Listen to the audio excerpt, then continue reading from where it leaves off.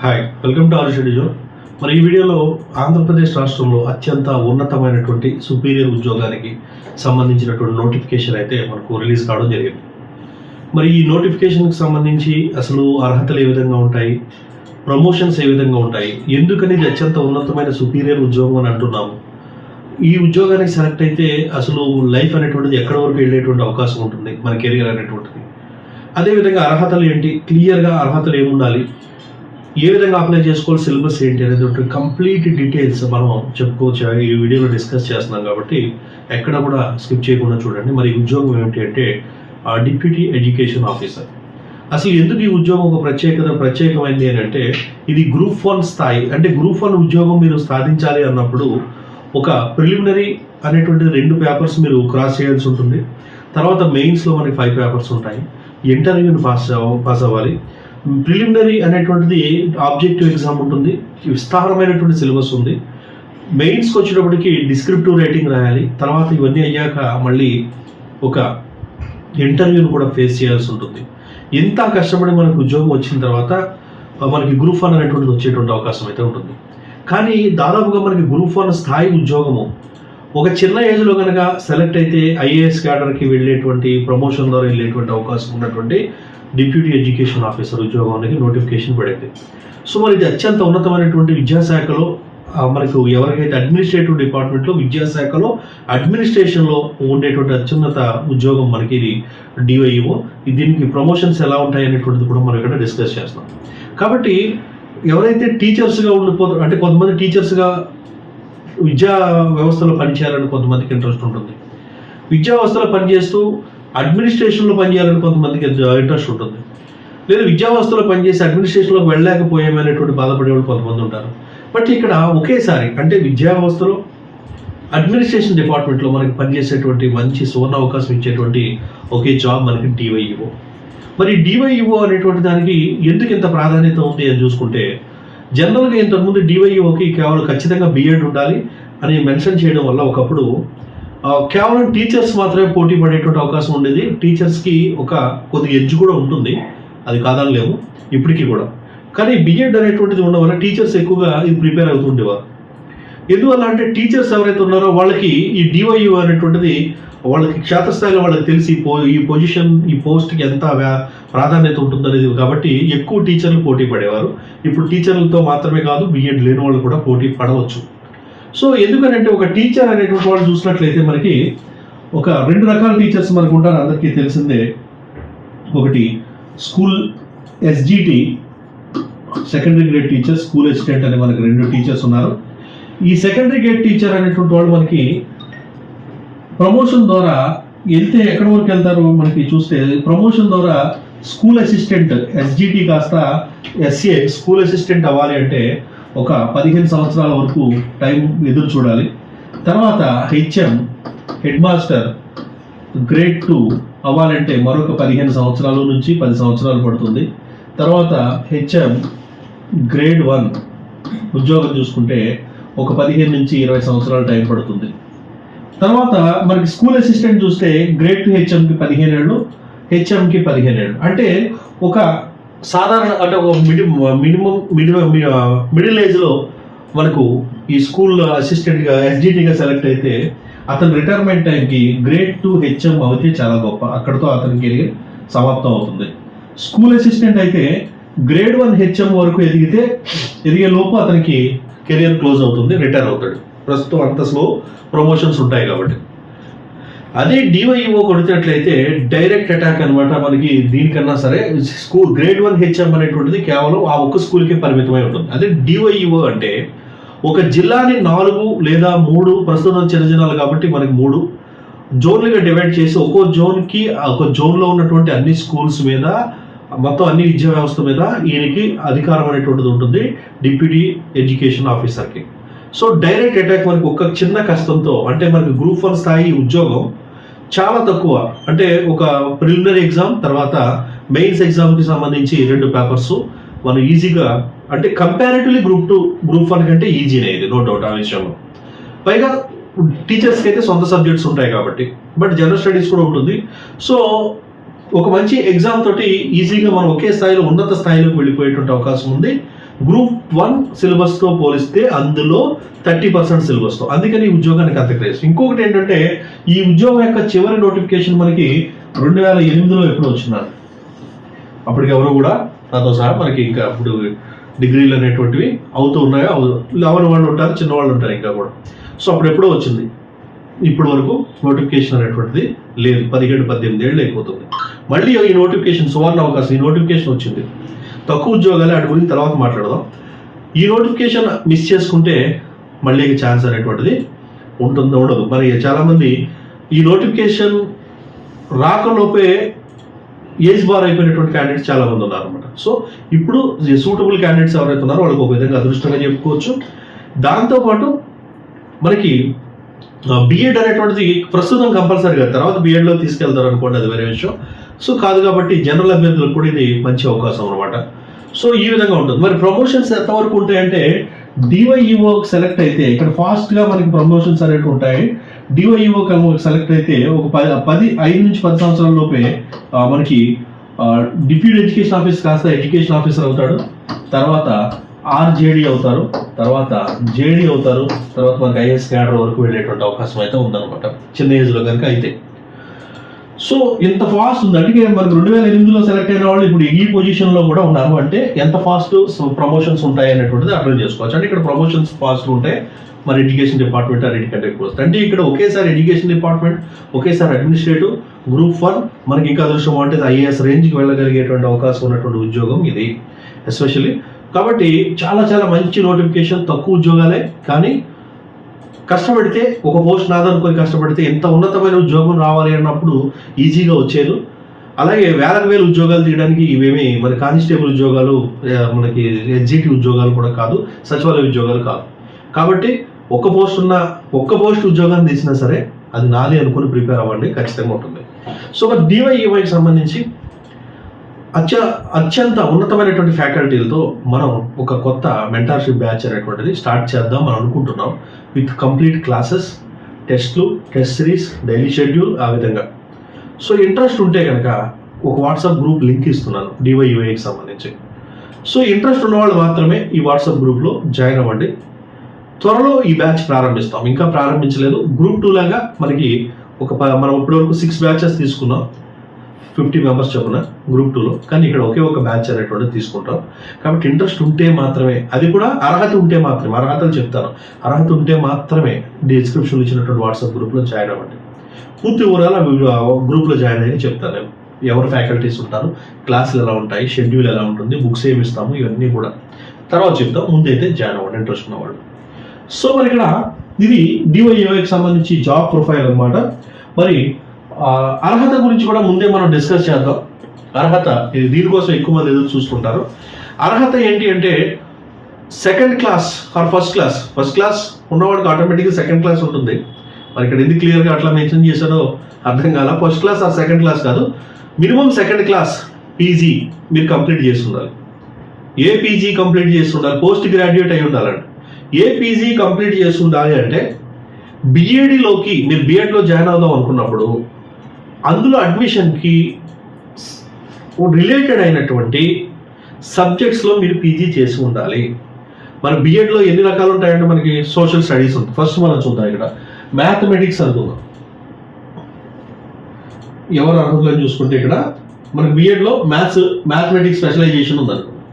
ఇక్కడ candidates with BA BSc మనకి పరిగే సుధీర్ గారు ఒక 4-5 నెలల కిందట ట్విట్టర్లో ఇచ్చారనమాట క్లియర్గా ఇక్కడ ఎక్స్ప్లెనేషన్ అనేటువంటిది. బిఏ బిఎస్సి మ్యాథ్స్ ఒక సబ్జెక్ట్గా, బీసీఏ మ్యాథ్స్ ఒక సబ్జెక్ట్గా, బిఈ బీటెక్ చేసిన వాళ్ళు మ్యాథ్స్ ఒక సబ్జెక్ట్గా డిగ్రీ కంప్లీట్ చేసి వీటికి రిలేటెడ్ పీజీ మీరు చేసినట్లయితే, ఫిజికల్ సైన్స్ ఎవరైతే బీఎస్సీలో ఫిజికల్ సైన్స్ చదివిన వాళ్ళు, అదేవిధంగా మనకి కెమిస్ట్రీ, మెటీరియల్ సైన్స్, అదేవిధంగా బీసీఏ క్యాండిడేట్స్ మనకి ఫిజికల్ సైన్స్ చదివిన వాళ్ళు, ఇంటర్మీడియట్ లెవెల్లో మీకు ఫిజిక్స్ సైన్స్ ఉన్నవాళ్ళు, బయాలజీకి చూసుకుంటే బీఎస్సీ. అంటే ఇవి బిఎడ్లో జాయిన్ అవడానికి, డిగ్రీ అర్హతగా ఉండి బిఎడ్లో జాయిన్ అవడానికి ఈ స్పెషల్ బిఎడ్ అంటే బయాలజీ స్కూల్ అసిస్టెంటా లేదా సోషల్ స్కూల్ అసిస్టెంటా, ఇంగ్లీష్ స్కూల్ అసిస్టెంట్ మనం చేయాలని బిఎడ్కి అప్లై చేసినప్పుడు మనకి ఏ అర్హతలు ఉండాలో డిగ్రీ అని చెప్తారు కదా, ఆ డిగ్రీ అర్హతలు ఇక్కడ మెన్షన్ చేశారు.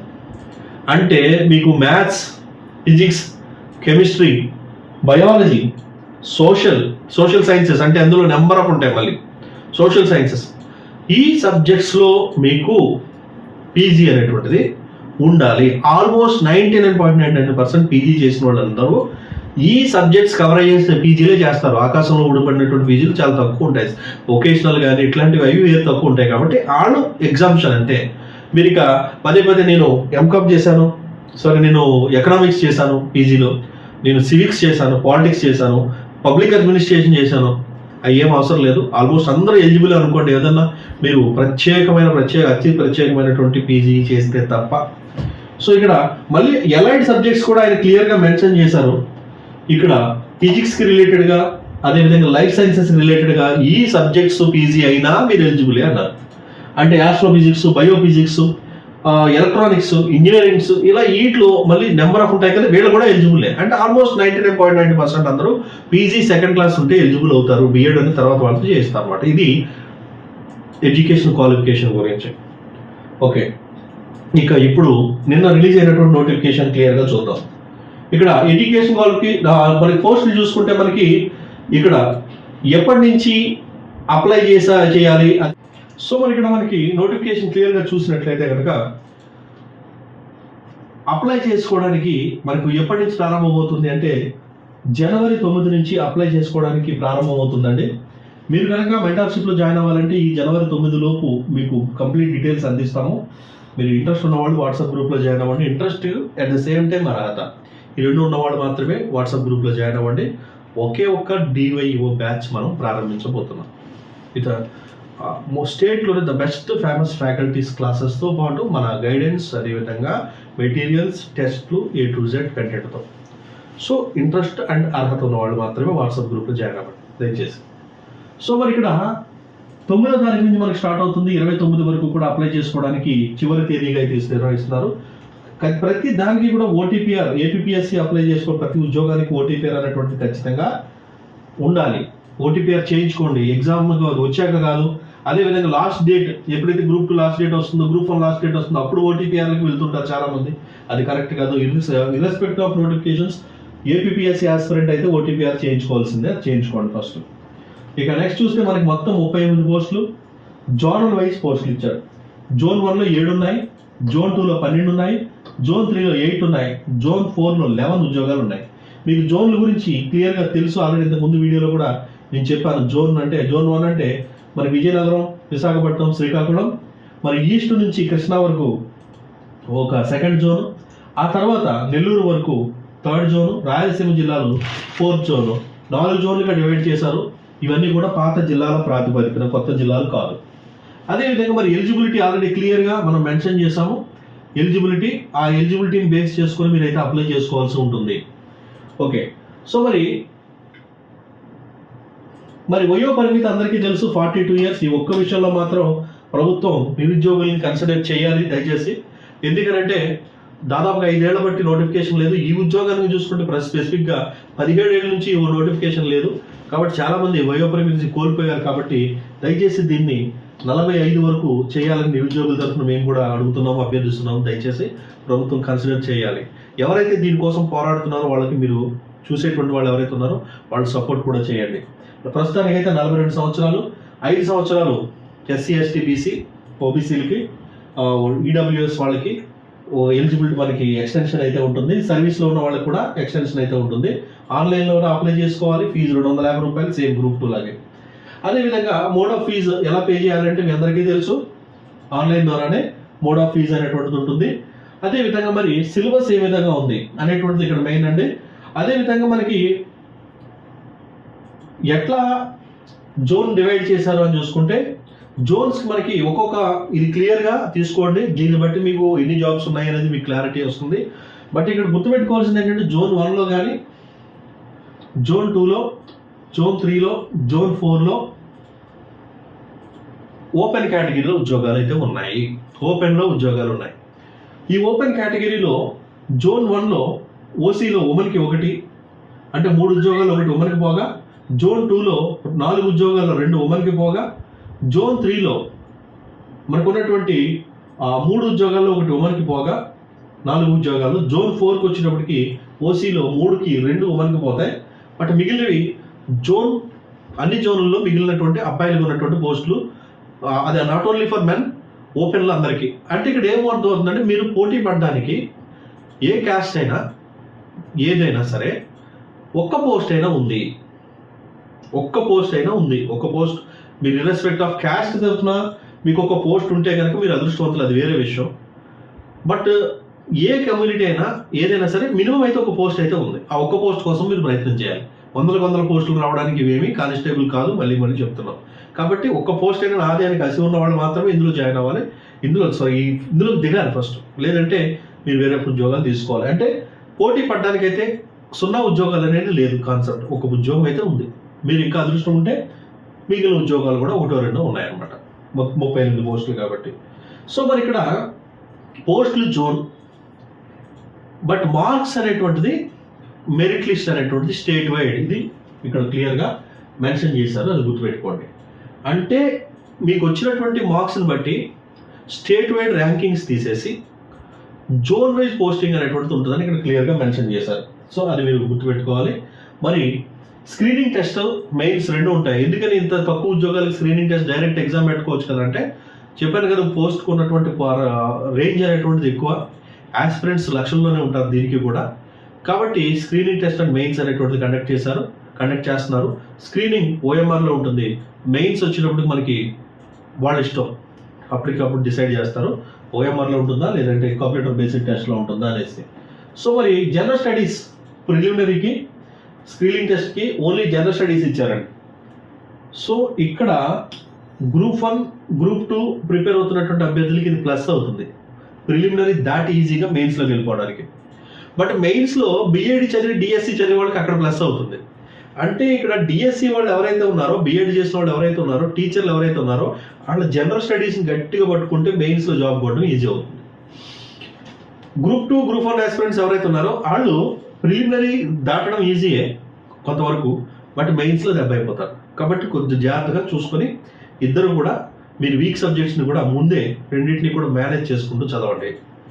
సో ఇక్కడ current affairs, general science, history, geography, Indian polity, Indian economy, sustainable development, disaster management, logical reasoning, data analytics అనేటువంటివి ఇక్కడ మేజర్ సబ్జెక్ట్స్గా ఉన్నాయి.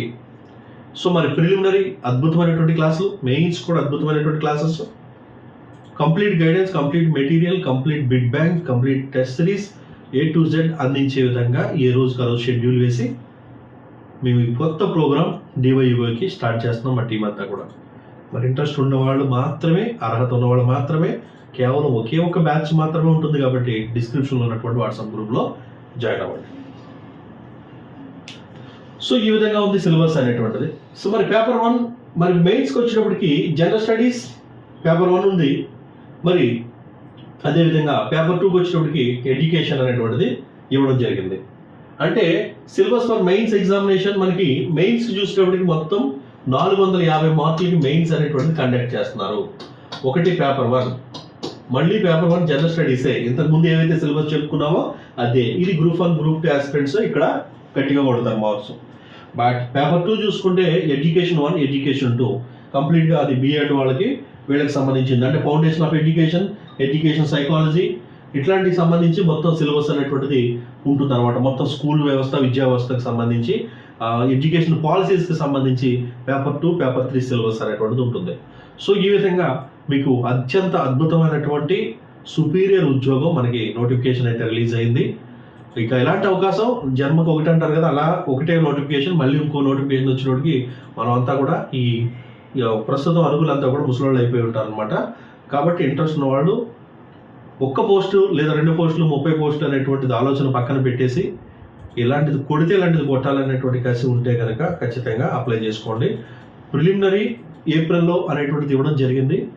బట్ ఏప్రిల్లో ఎలక్షన్స్ ఉంటాయి కాబట్టి 90% ఉండే ఛాన్స్ ఉండకపోవచ్చేమో, ఉండొచ్చేమో చెప్పలేము. బట్ అవన్నీ పక్కన పెట్టేసి 1:50 తీసుకుంటారు కాబట్టి ప్రిలిమినరీ నుంచి ఖచ్చితంగా ఇంట్రెస్ట్ ఉన్నవాళ్ళు, అర్హత ఉన్నవాళ్ళు ఒక చూడవలసినటువంటి ఉద్యోగం అనమాట. కాబట్టి అప్లై చేసుకోవడానికి ట్రై చేయండి.